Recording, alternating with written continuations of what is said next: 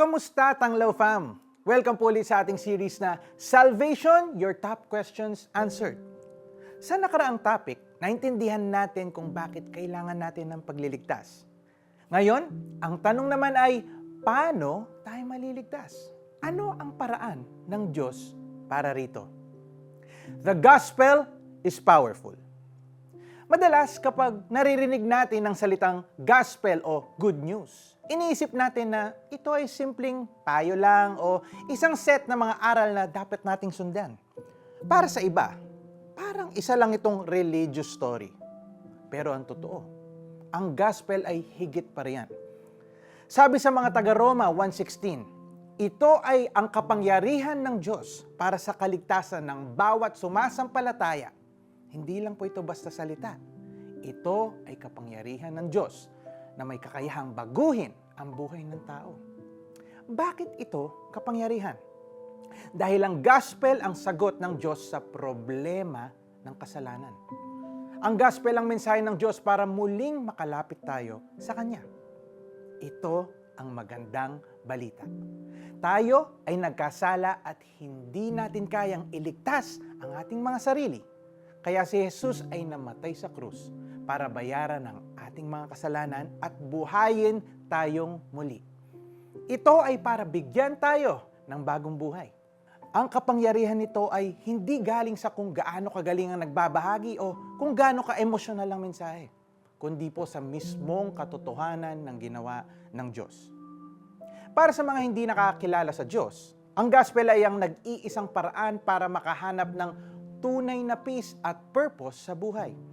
Para naman po sa ating mga Kristiyano, ito ang patuloy na pinagmumulan ng lakas para mamuhay ng may pag-asa at pagbabago. Hindi lang po ito isang ideya na kailangan nating pag-aralan lang, kung hindi isang katotohanan na kailangan nating maranasan.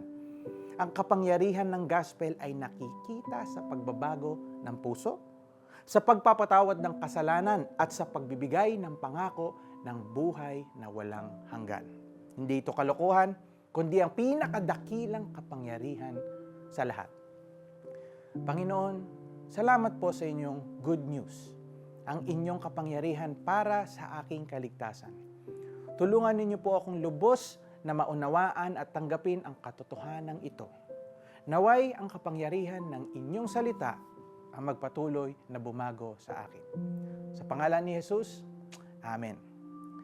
Ang practical na application nito ay simple lang. Tanggapin ang good news ng buong puso. Maniwala sa mensahe ni Jesus at sa kanyang ginawa para sa iyo. Kung nagawa mo na ito, ibahagi ang kapangyarihang ito sa iba sa pamamagitan ng iyong buhay at salita. Hindi ko kinakahiya ang magandang balita sapagkat ito ang kapangyarihan ng Diyos para sa kaligtasan ng bawat sumasampalataya, unay sa mga Hudyo at gayon din sa mga Griego. Mga taga-Roma 1:16. Sana'y naging malinaw sa atin ngayon ang kapangyarihan ng Ebanghelyo. Ito ang tulay na nag-uugnay sa atin sa Diyos. Patuloy po tayong mag-reflect at maghanap ng katotohanan. Abangan ang susunod nating topic sa Salvation, Your Top Questions Answered series.